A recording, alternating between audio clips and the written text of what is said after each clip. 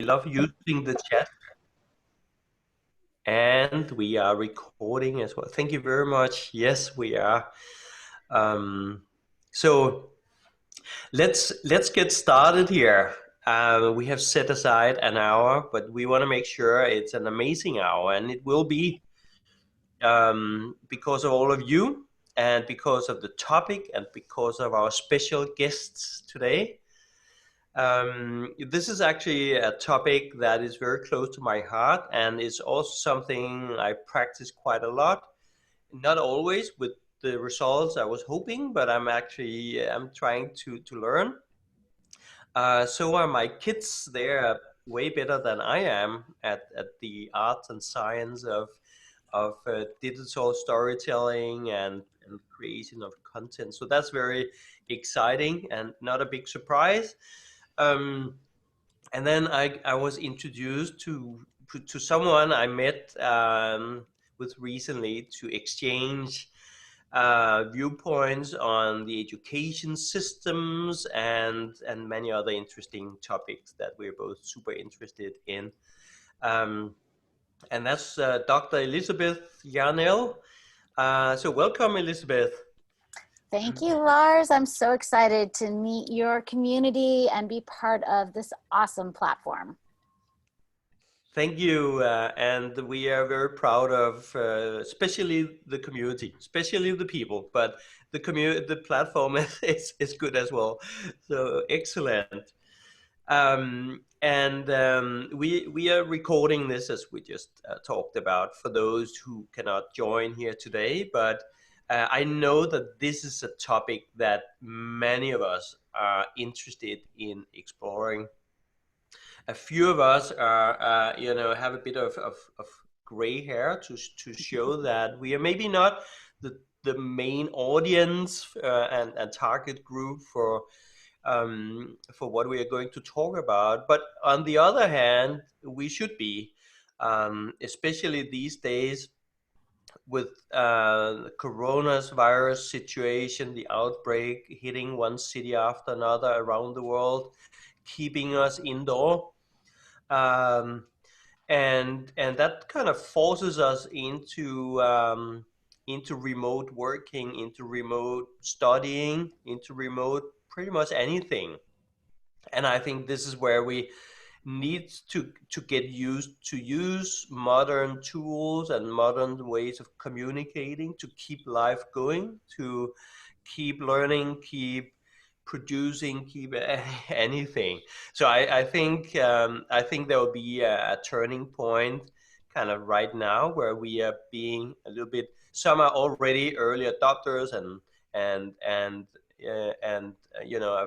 have been producing video content for years, and many others haven't even started yet, I think.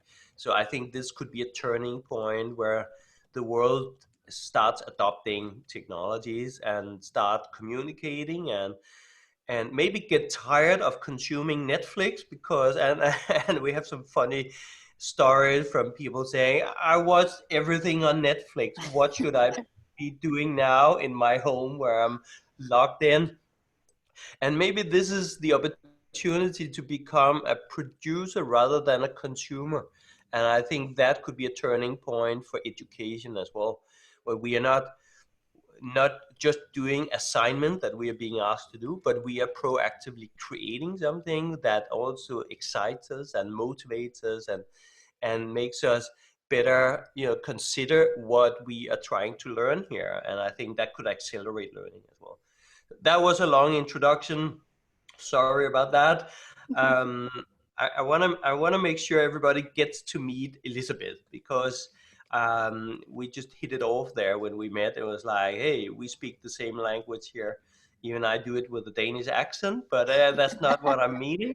It's more like, hey, we both want the same thing in this world, and um, and Elizabeth is way ahead of I think all of us, or at least most of us, when it comes to digital storytelling and these amazing tools that is now available to everybody. So Elizabeth, I think I'm going to hand over to you to introduce yourself to us, to this fabulous community who's a little bit, and I'm very keen to hear much more about your business, about Digistars and your experiences, and then we can open up for discussion around any of this, right? That's what I'm thinking. So take us away, Elizabeth. Give us an introduction of yourself, please.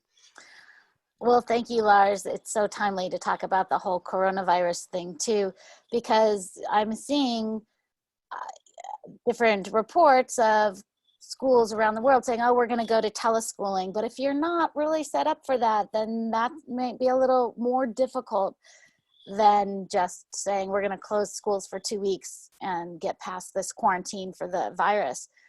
But really, how I got into this is that I noticed that there is a gap in our educational system, especially in our youngest students. And I'm primarily focused on elementary and middle schoolers, so kids who are 7 to 14 years old, more or less. And not much has changed in our educational system in the last 400, 500 years in many ways. We are still using lectures and maybe some visual aids to teach, and then having kids go through the research and the compilation of their content and then writing things out and ending up with a research paper or maybe a diorama or maybe a poster board or something like that. These are the same tools that we've used for hundreds and hundreds of years, and we're not really implementing the massive technological advances that we have experienced really recently in the last, I would say, 25 years in our world. But at the same time, at least in America, I know that we have a mandate to bring more technology into our schools. And what that is looking like in America, at least, is that we are installing a lot of Promethean or whiteboards in the schools, but we're using them as overhead projectors. So it's kind of the same as it was when I was in middle school back in the 1980s or 70s even. The way that they're using them. And then the other way that technology is manifesting in schools is through Chromebooks. Great, that's great, but they're being used as typewriters. So a lot of this technology that we're bringing into schools and so excited about is really could be done on paper and pencil or even on an old-fashioned chalkboard. What I'm very interested in is let's teach these kids, let's give them the skills that they're going to need to become 21st century citizens. They already need these skills. We're already seeing the proliferation of visual media everywhere and how it's taking over everything. We just talked about Netflix. That's only one of these platforms. But regardless, I'm not saying that we're training all kids to become writers for Netflix type content. Not at all. I sat on a plane the other day next to a man who sells switches to large cable companies. So super, super high tech hardware he was selling. And he told me that he has everyone in his marketing department make 3 videos a month to tell the story of what their product is.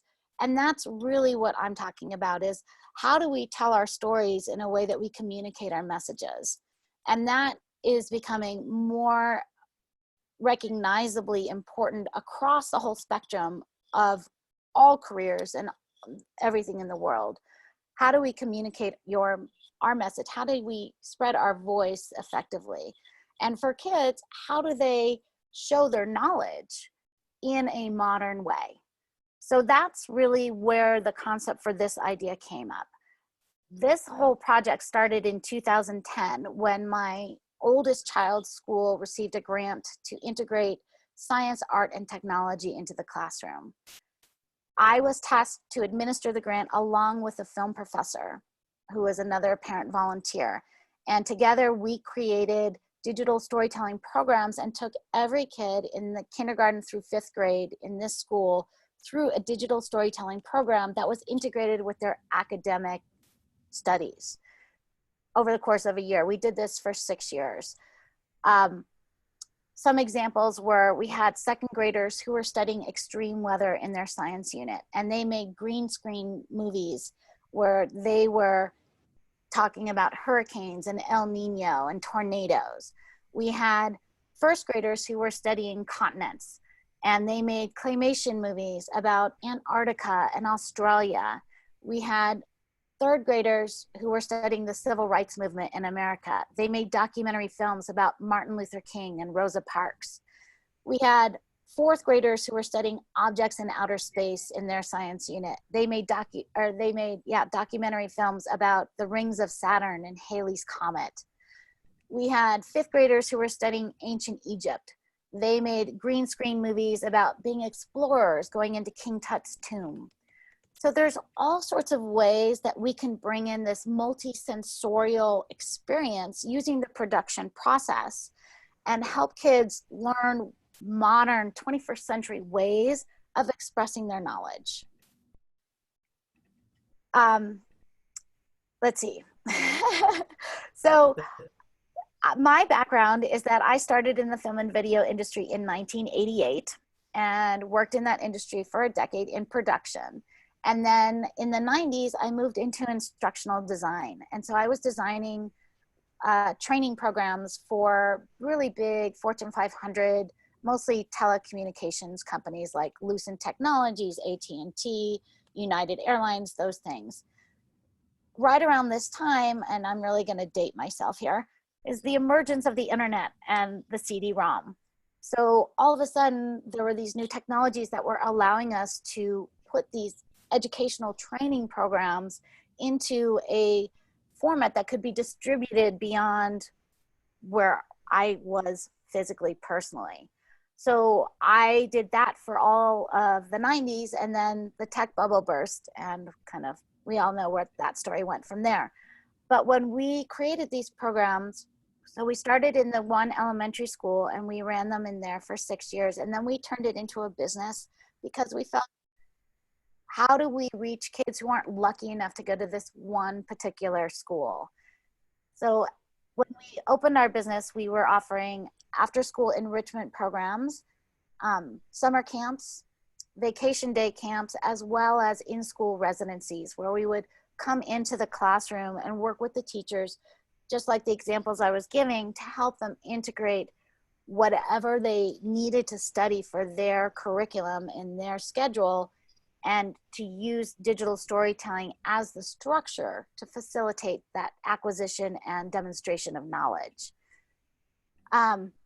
So I've been running that business since, 2014. In 2015, I bought out the Film Professor.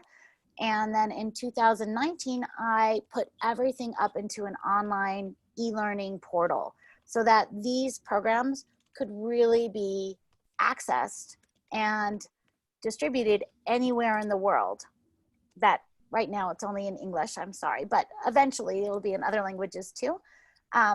We teach the production 101 process the same as it is taught in a university filmmaking course. All the terminology, all the vocabulary is the same, the process is the same, but we target it at an 8-year-old level. So we have instructional videos that are hosted by an 11-year-old. We have all sorts of sample videos, just like in any film class where you would watch video clips of movies and then you would discuss them and analyze them so that you would know the techniques that you would want to bring into your own movie. We do the same things in all of our courses as well. So now they're all accessible. We like to teach our courses on using iPads because, thank you, Steve Jobs. He made all the technology in one little unit that I can hand to a 7-year-old and not be scared that they're going to break a $5,000 camera.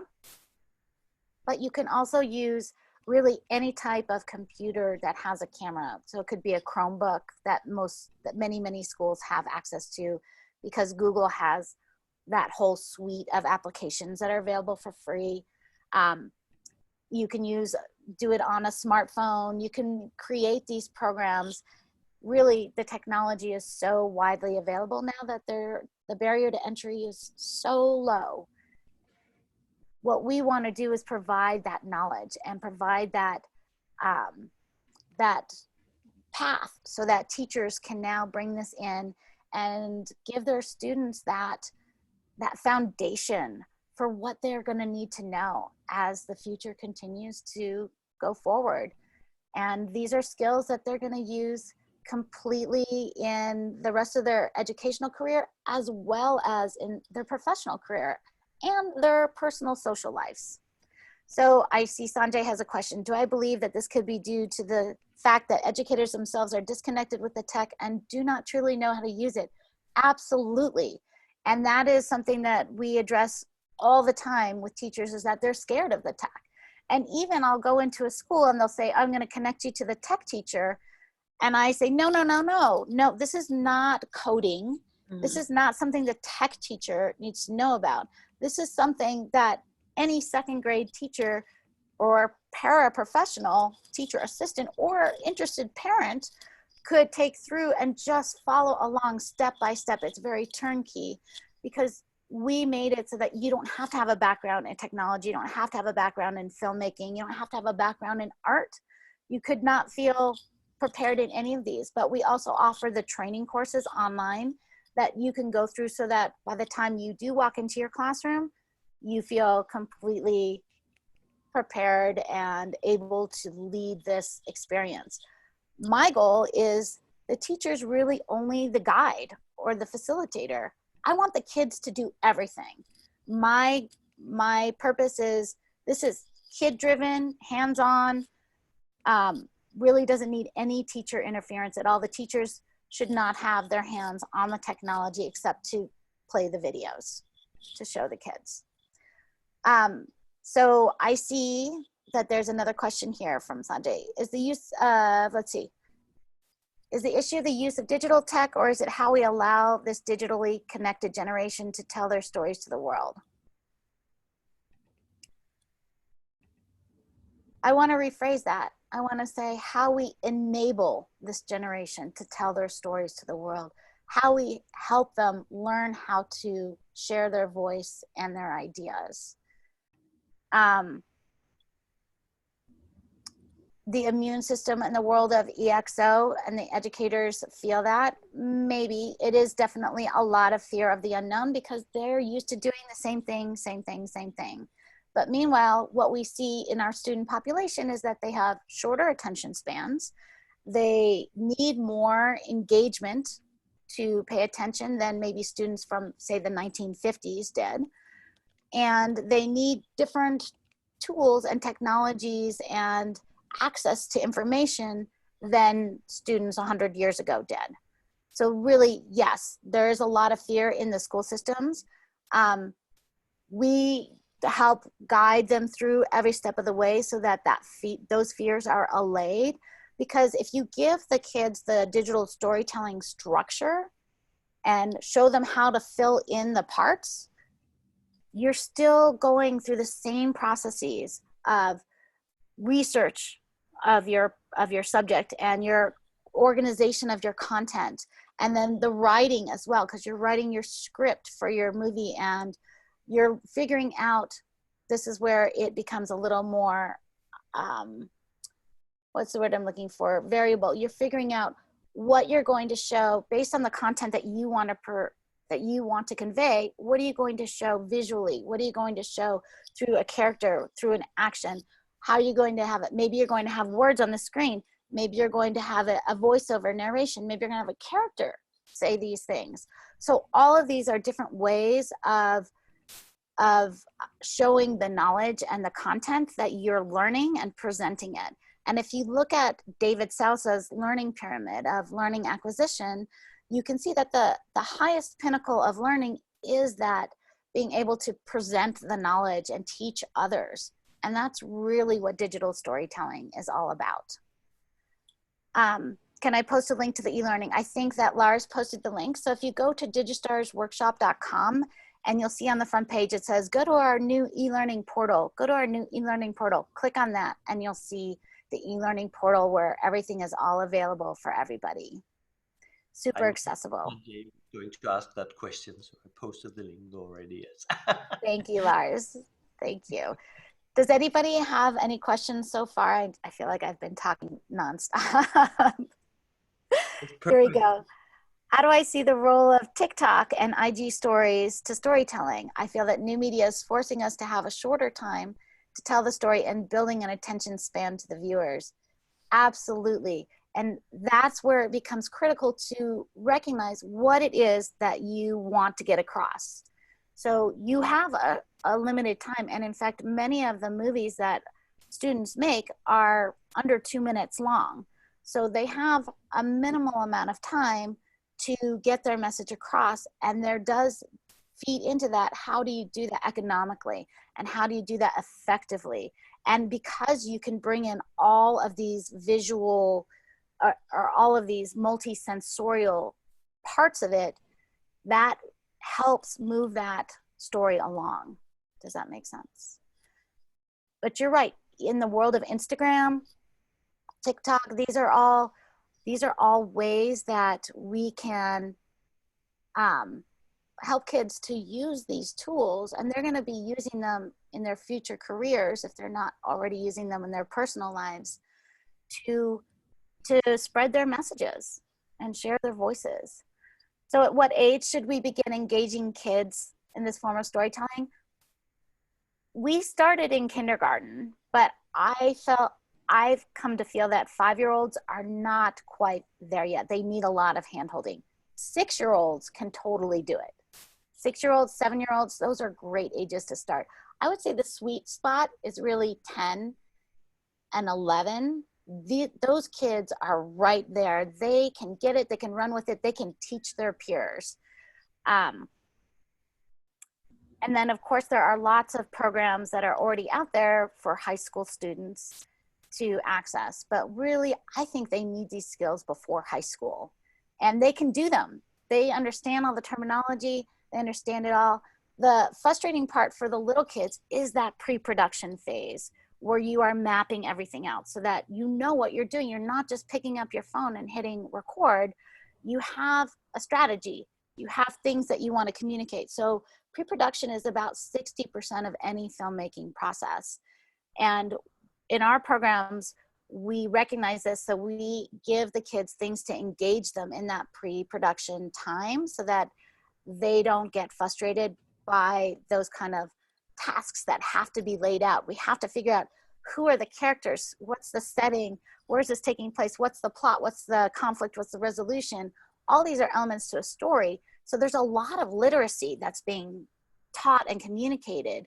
And the nice thing is that it really reaches learners with different learning styles.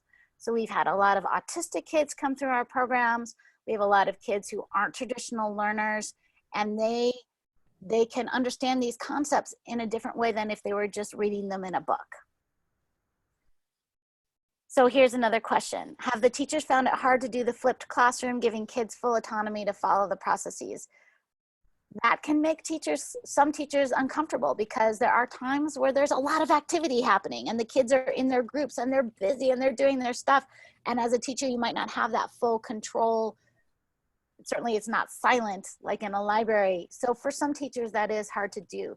For me personally, that's the most exciting part. I want to see the kids doing all their stuff, and I want to hear all that chatter, and I want to see all the things that they're making and exploring and see their creativity really coming to the forefront. So yes, because in our school systems in America, I feel like creativity is being squashed. So yes, that can be tough for some teachers to accept and to work with. But in my programs, we give a lot of classroom management tips for teachers to work with if that is something that they're not super comfortable with. How far have I come with schools making the digital storytelling a permanent part of their work classes? Does this mostly become a shorter project form and then return to normal? So my goal is to train teachers to then become the ambassadors, the vanguard in their school, to then spread kind of this gospel and this methodology of teaching, because this is really a new pedagogy. This is a new form of teaching kids that gives them a lot more, I just had a word that I lost, a lot more autonomy and engagement and, there's a word that is right on the tip of my tongue, but control over how they're learning and how they are showing up in the classroom. So far, I would say what I've seen is that most teachers will pick a unit out of their school year that they are willing to try this in. So for instance, we've had second graders who were studying the life cycle of rocks. So they were studying like igneous, metamorphous, sedimentary rocks, and they made claymations about the life cycle of rocks. So you can do this with any topic, but to get teachers on board, they seem to be most comfortable picking, at least in the beginning when they're first understanding how this works, picking one unit of study that's already in their curriculum, that's already scheduled in their year, that they already have to teach, and then using digital storytelling as that scaffolding for teaching that subject.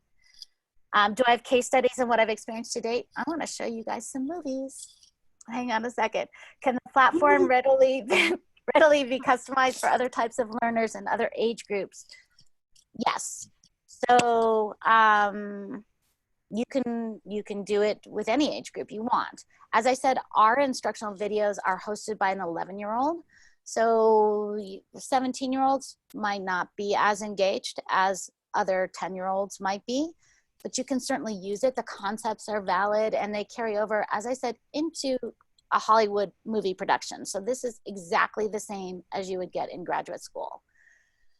How do I teach adults? What's the big difference? I run a channel on YouTube where we have some doctors talking about health, but they're not comfortable at all to tell a story in front of the camera.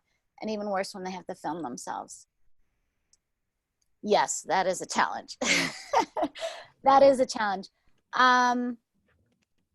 You can use these same steps in the process to work with adults.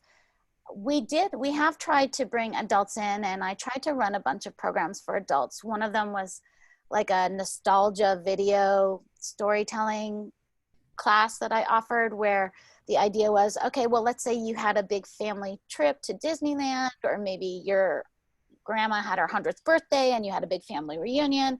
And so now you've got all these photos and videos that no one wants to sit through and watch 5 hours of kids swimming in a pool. So how do you put these together into a movie that everybody would want to watch and would be a keepsake kind of nostalgia video? And I'll tell you, I couldn't get any traction on it. I couldn't get any adults to come in and do that.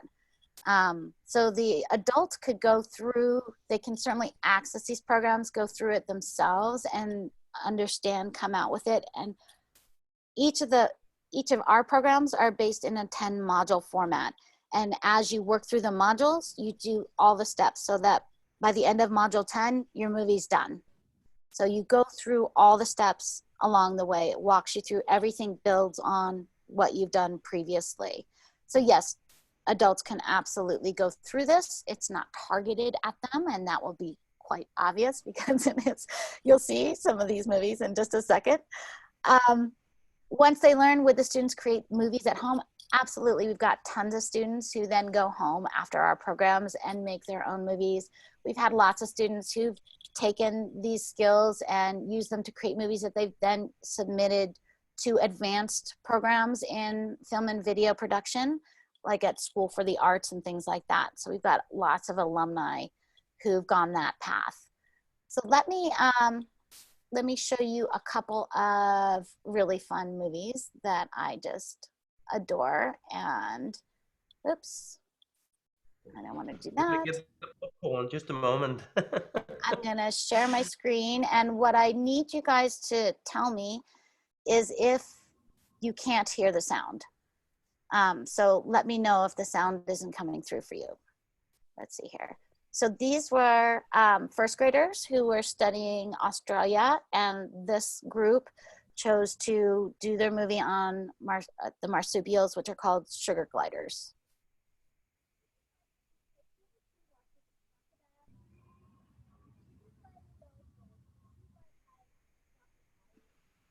It's not coming through the audio. The audio is not coming through. So let me take off my headphone and see if that works. No, if you stop. Okay. If I I think that when you start sharing the screen, you can select share audio function as well. Okay. So maybe if you try to stop sharing first. Stop share. and then share again, and then there's an option to also share the audio. Okay. Yeah. Okay, let's try this again. Yeah. Let me put my headphone back in. Oh, wait. Okay, let's see what happens here. His aim is perfect. He lands right under his hole, then he climbs up into the hole. He is safe. He sees his mate in the hole he just climbed into. She is taking care of their babies. The babies are in her pouch because sugar gliders are marsupials. All the mothers have pouches. The babies stay with their mother and father in their colony about 10 months of age. Then the babies leave to form their own colonies. A colony is made up of different sugar glider families. These colonies live in the treetops of Australian forest. These sugar glider babies are ready to make their own colonies. In their colonies, they need to protect themselves from cats, dogs, owls, kangaroos, and crocodiles. They also need to eat. Sugar gliders like to snack on sap from the eucalyptus tree. They also find sweet food and flowers. So you can see that the kids researched sugar gliders, and they were able to take their facts and put them into their script and make their movies, and then show it with their claymation. So here, this is a movie that is not focused on a unit of study, but instead more of a free-form storytelling that they did. Snowcat Productions presents The Hike.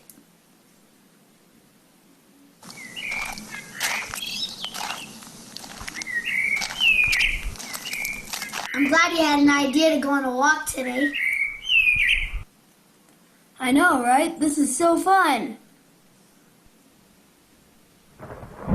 Uh-oh, we should get back home now.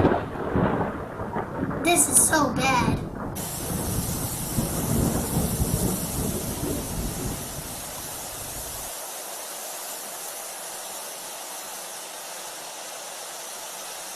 Hey, look, a bunny. Hello, my name is Pumpkin. I will help you get to the top, but first we have to find the angel. An angel? Yes, an angel, but it is a long walk, so we better get started. Well, what are we waiting for? Let's go. But it's very windy. It's going to be hard to get up. We finally made it. Wait a minute, what's that gold glow? It's the angel. What? Hello, I am Amethyst, the mountain angel. You must be lost. Yes, we are. Here's a step so you can get down. Thank Thank you. you. The end.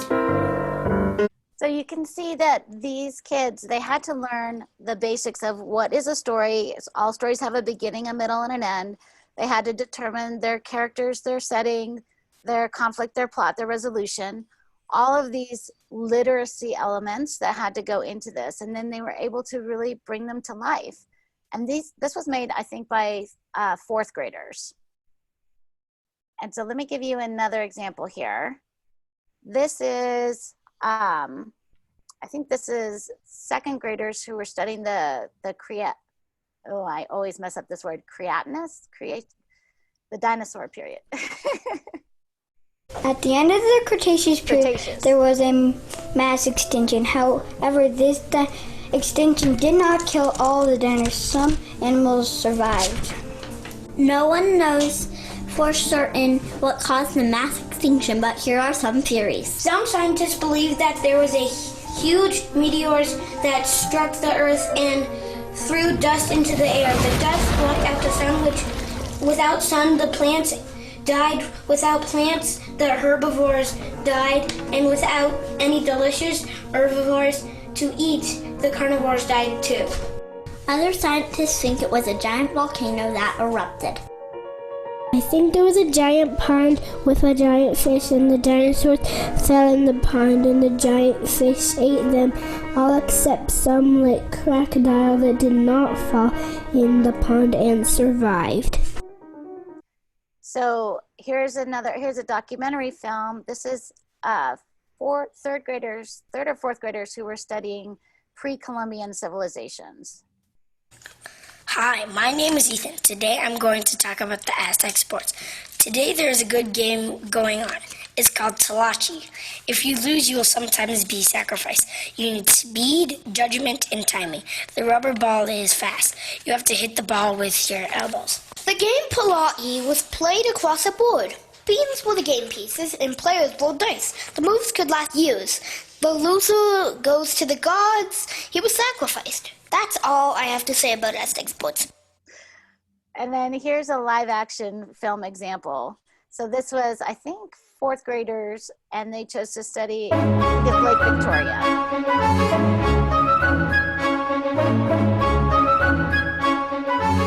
All aboard! Welcome to Lake Victoria, the source of the White Nile. Over the years, it has gotten more and more polluted. For example, can we go swimming? No, why can't they? Because of the dangerous pollution. Also, water hyacinth has taken over the lake. What is water hyacinth? It's a plant introduced by Europeans that prevents sunlight from going under the surface.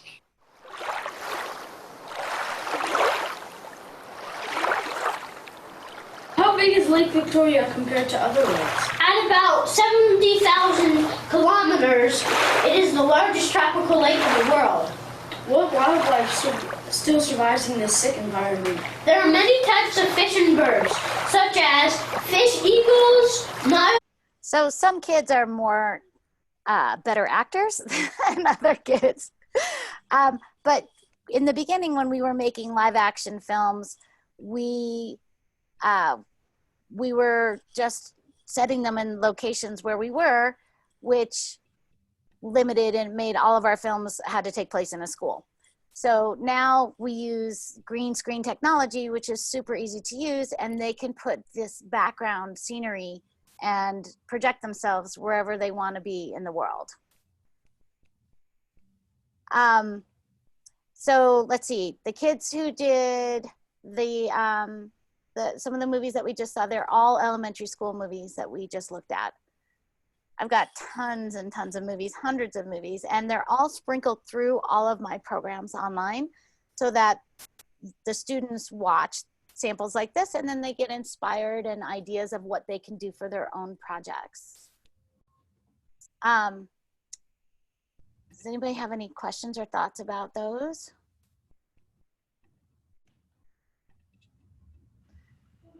I'm just blown away by the content you just showed. I think it's actually very, very high quality for the age group you're mentioning.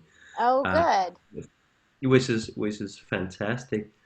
I have a slightly different question. It's more like this. Now we have this excellent production going on of content.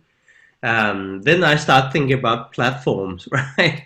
How could these kids turn this content into value for others, educational content? Are there platforms that you know of that are really strongly positioned in that space? So, or is that an opportunity? Is it for your business to do that? Or? For sure, and that is something that we actively pursue. Right now, up until now, we have posted on our own website all of the movies that kids have made coming through our programs, or a lot of them anyway, not all of them. But we would love for educators to contribute, and we have a private Facebook group when you come into our programs that you're part of, and we run contests and things like that for movies that educators are making with their own classrooms and own kids. definitely. So do the kids have full autonomy regarding how they want to express the knowledge that they learned in class? Or there's some sort of baselines and ideas given to the teams for the theme of the story? It depends on the teacher. So for second grade, for example, a teacher might say, okay, guys, we're going to make movies on, or let's just take the fourth graders who are making movies on objects in outer space. So at the beginning of the unit, the teacher can do it with or without the class. They can say, okay, well, let's brainstorm what are objects in outer space. And they might make a list. Well, we have the moon, we have Halley's Comet, we have Stardust, we have all of these things, Jupiter, blah, blah, blah, all these planets in outer space. And so that would help the kids and then say, okay, out of this list of ideas, this is what I want to pick to study.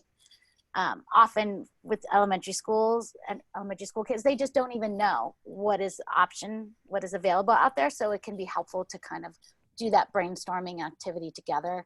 And then once they have their topic, so in our programs, we like to divide kids into smaller groups to work together, because filmmaking is a collaborative endeavor, and it's not necessarily made by one person by themselves. They can, but I like to see small groups work together. So for documentary films, we usually have 2 to 3 kids working in a film.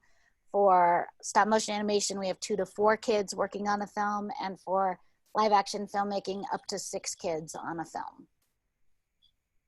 That's the smallest group size. All the special effects are inside the application. So like we saw that the meteor come down and explode into fire, total special effect, just done on the iPad within the stop motion application, which is, I think, at this moment, maybe $4.99 to get that application. The ones that are available in the Google Chrome store that are in their free suite of apps, maybe a little bit less robust than the Stop Motion Studio Pro that we like to use in the Apple store. But it's all there and very super affordable. But yes, the students do that's part of the program as we lead them through, and we talk about all the time, a movie has to have several elements. One of them is a title, and another one is the credits at the end. And well, what are credits? We go through that. What are credits? Who would be on the credits? What would you put down? And why do you need credits on the end? So our goal is really to make this a very complete experience, so that you're not just getting a fragment of something, you're getting a complete story with a beginning and a middle and an end, and then everything that bookends that. So they go through and the students do everything. Teachers should not be doing anything, not the sound effects, not the sound recording, not the editing. That's all part of the program that the kids go through, and they do 100% of it. The entry-level cost for this program, so right now we have it up on our website on a teacher level. A teacher by teacher or a parent can purchase this, or you can get it for, say, your child care provider. And super affordable.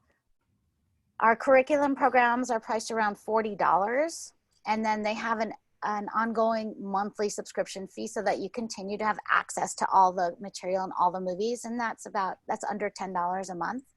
So very affordable. And as I said, we have 3 curriculum package programs: the stop motion animation, the live action filmmaking, and the documentary filmmaking.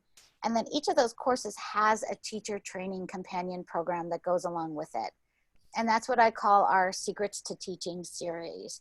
And those teacher training programs are intended to be more of a one-time training experience for the class leader to go through, and those are around less than $250 each, with no continuing costs. And then we have a school like site-wide license that you can get unlimited access to all the programs for the whole year for all your teachers who want to do that. And so that's around $5,000 per school.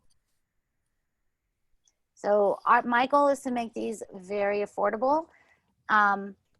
You don't need my programs to do this. You can do the research yourself. You can figure out, well, what is the production process that we need to go through? How do I tell the kids what they need to know? you can go through, say, well, we need to do a beginning, a middle, and an end. We need to have characters, plot, setting, conflict and resolution, all of these elements. But what I offer in Digistars is you don't have to reinvent the wheel. We're going to give you all the materials. We're going to give you all the supplemental resources, all the sample videos like what you just saw. We include handouts at certain points where the kids actually take pen to paper and write out who are their characters, what is their setting, get those things. They create storyboards so that as they're going through filming, they refer back to these really roadmaps and these storyboards over and over to make sure that their movie is telling the story that they want to tell it, that they have enough frames to be able to cover their dialogue that they have that's going to be in that scene, all of those elements, and then how to do things like the special effects, the sound editing, the visual editing of all the different frames in the movie, how to create the transitions, say in a documentary movie, how to find those backgrounds in a live action movie. What we don't do, we don't teach acting skills, except for don't turn your back to the camera. But that's not our goal. We're not trying to make child actors. That's a different course. But what we are trying to do is to help them realize that anybody can participate in this kind of project and have their voice expressed.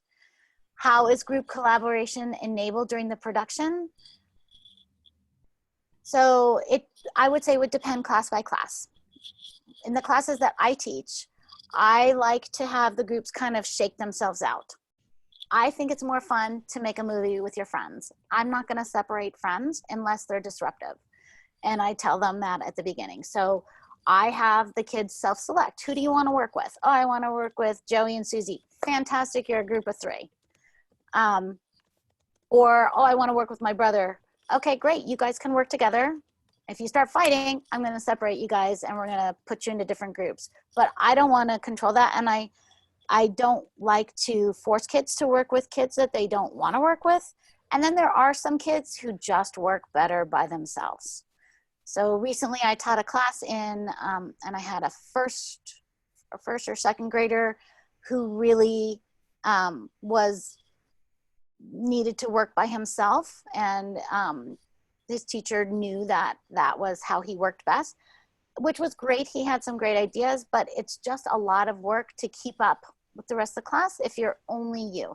Like when you have more than one person, you can have somebody making this clay figure and somebody working on the backdrop and all of these different things. So that child that made his movie by himself had to have a lot of kind of hand-holding by the teacher or the assistant, the paraprofessional who was helping out.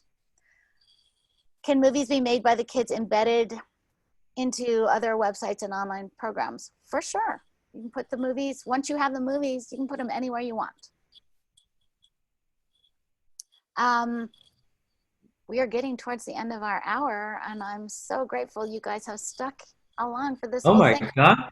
Yes. I know. I feel like we need to do another hour, but okay. It's fair enough. And if we do, I'll bring in lots more movies to share because that's my favorite part. But I do want to give you guys a website that you can go to see everything going on. And let me give you I want to give you a little gift. So I have a stop motion animation essential materials checklist. And if you want to go to, I just popped it in the chat. It's bit.ly or bit.ly/DS and then lowercase checklist. And if you go there, you can download a stop motion animation materials checklist, and they'll tell you everything that you need to facilitate a stop motion animation class in your environment, wherever you are. You can do it with just one kid if you're homeschooling, or if you have siblings, you can do it together. I have had groups that have had a first grader working with a fifth grader, and it was great. So I've had classes where we have kids ranging from 7 years old up to 14 years old in the same class, and how it shakes out is very interesting. Sometimes there's a group where where the first graders in with seventh graders, and sometimes it shakes out that the first and second grader work together and the seventh and eighth graders work together. But it all works out really well because you don't have to change the content. They all get it. It's accessible to any age range, and very easy to follow. And once they go through it once, they are off and running. We've had kids who've come through our programs 5, 6, 7 times because each time is a different experience. They make a different movie with different people, and they have different topics, and they get to do different things with the clay and their settings and sound effects and all sorts of fun stuff like that. Exciting. Elizabeth, can I share this link in our community? Absolutely. Please do. Please do. Yeah. And I want to tell you that I put up that landing page this week, and something in the coding, you might get more than just this checklist. You might get added to my other business. I'm a board certified naturopathic doctor, and I have another kind of freebie that I'm offering out, which is a 7-day kickstart course to removing inflammation. And right now you get both the checklist and the inflammation course, but I have to just figure out how that goes. Yes. That's my own problem. So just to let you know that might show up in your inbox too until I get that fixed. Cool. Awesome. Yes. Awesome.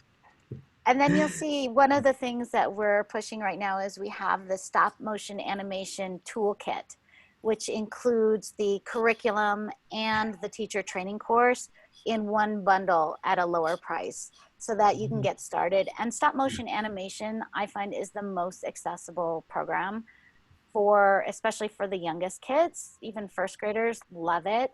And it's a great way to start off with digital storytelling. Fantastic. So I'll just ask if I can ask a few more questions. I have a long list of them because I get so inspired. But first one, we are mainly focusing in this conversation on schools and school environments as the users. But have you experienced from working with maybe groups of parents or other networks outside of a school system? For sure. We have a lot of homeschoolers who use our programs. So the older homeschoolers, I would say starting at maybe 12, depending on the kid, they can take themselves through this program. A little bit younger, probably need a parent or a babysitter or somebody to help them go through it and just make sure that they're on task. But starting at age 12, they can do it themselves, and they can do it. So we saw a couple different examples of movies that were made to satisfy certain curriculum topics that they have to study, but also we saw a movie that was just creativity, that was completely fiction, that allowed the kids to explore their own thoughts and create their own stories and bring those to life. Wonderful. I have another question. So let's say kids, they get super inspired by this process and they get the idea of actually monetizing some cool content on the history of dinosaurs, right? What really happened, right? Have you been considering the monetization part? Obviously, with parents involved and all of that. That is not something I've ever thought about, but I love the idea, and I think they could absolutely do that. When they want to turn entrepreneurs, right? So, yeah. I was trying to do that with my kids because we were on a travel in Thailand this winter, and I said, you want to capture these memories. And we have tons of photos and videos, of course, right? So instead of writing a diary, I said, hey, you should create an ebook, right? Because you can put videos and all of that in there, and you could sell the ebook if anybody wants to buy it. But that would kind of challenge them to up their game and create high quality content. But what inspired me was I was looking for a bedtime story online I could read for the kids one night, and it should be something for kids and something about traveling in Thailand. And only one book came up, and it cost about $1, and it was very short. It was very boring. I was like, there's so much opportunity here to create new content. And they did that. They wrote the book and put in videos and stuff like that. So, but we haven't published it. But I love that idea. yeah, let's I know. take that through the sprint, Elizabeth. Yes, we can. there's. Yeah. Do you know that the series Captain Underpants? Yeah. Oh yeah. Oh yeah. Right. So that's for reluctant readers, a graphic novel, and there's another series that like that, a different series I can't remember, but it is written by a man with his 10-year-old son, kind of the same idea, and they created this graphic novel and put it up online, and now it's a whole series. You're so funny, Lars, because you and me, like, we're so entrepreneurs to our bone, right? We just think everybody wants to be an entrepreneur. And sometimes I get reminded not everybody wants to be an entrepreneur. Yeah. When we get out of our bubble. Right. I know. So, you're right. It's a good point. So Jabeen has a question. First of all, Jabeen, Yeah. stop motion inflammation. That's brilliant. Thank you. What is my overall business model? My business model is to offer this content through this online e-learning portal that anybody can access and hopefully bring in and improve the education in their world, whether it's in their school, whether it's in their youth group, their church youth group, or their Boy Scout troop or something like that, or even in their homeschooling environment. Because I think that kids need to have these skills going forward, and the schools are not offering them. So that's my overall business model. And as I said, I try to price it so that it's affordable and accessible and not out of reach. And I designed it so that you could use the technology you already have. You don't have to go out and buy something new to make this happen. And you don't even have to use, like, I love to do the stop motion with clay because clay is so malleable, but you can do it with Legos, right? You can do it with paper cutouts. You can do stop motion with anything that you have around. It doesn't matter. We had a kid who got so inspired in one of the classes, she went home and she made a little stop motion animation of a banana peeling itself. Right. Yeah. Brilliant. Brilliant. And kids will take it and they'll run with it. Once they understand the concept and what to do, you won't be able to stop them. But, you know, they should be using those iPads for something productive instead of just playing games. Yeah, absolutely. And they can. So maybe this will be the closing question for you, Elizabeth. Time is running. So speaking of the clay and Lego and all this hands-on, and I'm all for that.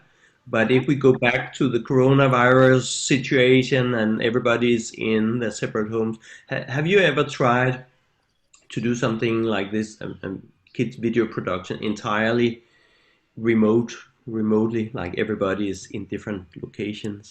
So that's Could it be very done? interesting. I don't know. I think maybe if you were to separate out the elements, like one child wrote the script and one child made the set and because in order to do the filming, you'd have to have all the pieces in one place for that filming. But you could have, as I said, each child do theirs individually and then compare. So you could, let's say we were studying a big topic as a teacher, and now all of a sudden I have to do teleschool because of the coronavirus. So I could say to the kids, okay, I want you each to pick one piece of this. We'll go back to our objects in outer space. You can pick the moon, you can pick Saturn, you can pick this a star, you can pick a nebula, whatever. And then we would have like a film festival at the end of the period where they would each showcase their films to teach the other kids about the knowledge that they learned. So it'd be collaborative learning, but not collaborative production, I think. Got it. I agree. Yeah. You should arrange a virtual film festival. Maybe you already do. Well, Yeah. we haven't started it yet, but that is absolutely in the plans and something we Yeah. want to do. Yeah. Yes, we're just expanding into this virtual realm. Literally, we just got everything loaded up into the content. So this is kind of the beginning of spreading it beyond my local area in Denver, Colorado. So yes, internet access. So what you can do is you do need internet access to see the videos, but you don't need it all the time. So if you have a little bit of internet access, you can do all the preliminary stuff, or one person can do the preliminary stuff, and then you can even watch that video and FaceTime it to somebody else or something like that, if that's the best way to go. Or and then everything else is offline. So you only need internet access for certain parts of it. You don't need internet access for the actual production, only to access the learning content. Does that make sense? Gamification, I love that idea. More, what I'm more interested is kind of these film festivals and showcasing work more than gaming it. But certainly there is a gamification element in completing the movie. And then we even include in our programs, say, like a grading rubric. So let's say for second graders, you might have a rubric that you go through with the class and you create together, and you say, okay, for your movie to get an A grade, it needs to have 10 facts, and it needs to have 5 images, and it needs to have a clear flow, and I need to be able to identify a beginning, middle, and end. So if you have 8 facts, that is a B grade. Or if you have 6 facts, you know what I mean? Like, you can, there are these rubrics that you can create depending on the ages of your kids and the grades that, and how you want to assess it. But we help you go through that as well, so that this is a learning project, and goes through, and then you can assess, did the learning happen? A kiddies movie movement. I love the idea. I love it. Let's do it. I'm with you, Sanjay. Let's do it together. Yeah. Yes, and this is peer-to-peer teaching, exactly. Positive youth development. This is the top of that David Sousa's learning pyramid of learning acquisition, is that being able to share your knowledge and present it and teach others. Music teachers love to support this. Yeah, so we've done interdisciplinary projects where the kids were studying the civil rights movement, and they made documentary films about the civil rights movement. And then in music class, they were learning African-American slave songs. And so they were able to take some of those slave songs and put them as a soundtrack for their movies. Okay, gamified. I love it. Send me your ideas. Gamification is not my strong point, but tell me how to do it and let's make it work. Let's work together and make it happen. Planet Absolutely. Pilots, yes. Yeah, that's our program. This fits right in, right? So our kids needs to help solve the grandest challenges that we see in the world, and they will love doing it, and they're great at doing it. So we just need to show them a few tools and get them started, I think.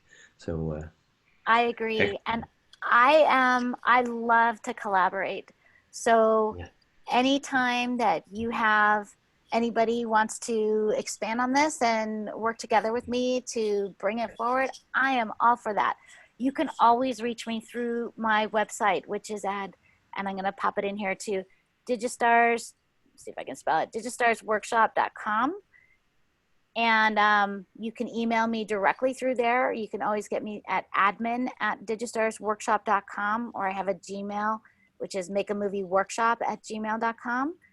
And I'm available and ready to work with anybody and collaborate with anybody and bring this around and spread this knowledge, these tools, and this concept of, you can share your voice, you can spread your message, you can have your own ideas, and you can express them.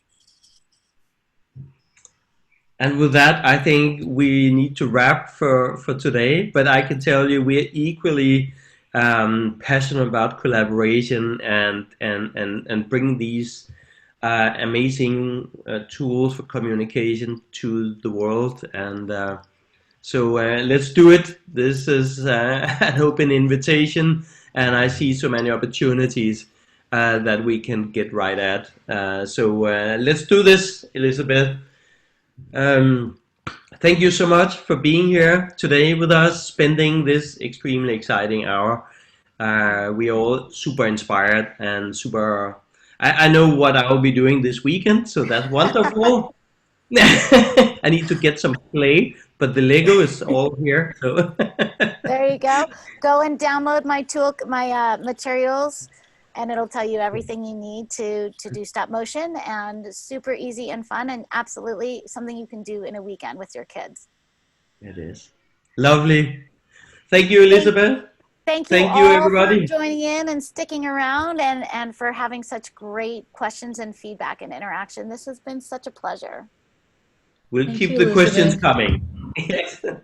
Thank you. Bye, everybody. See you soon, Thank everybody. you. Bye-bye. Bye. Bye, everybody.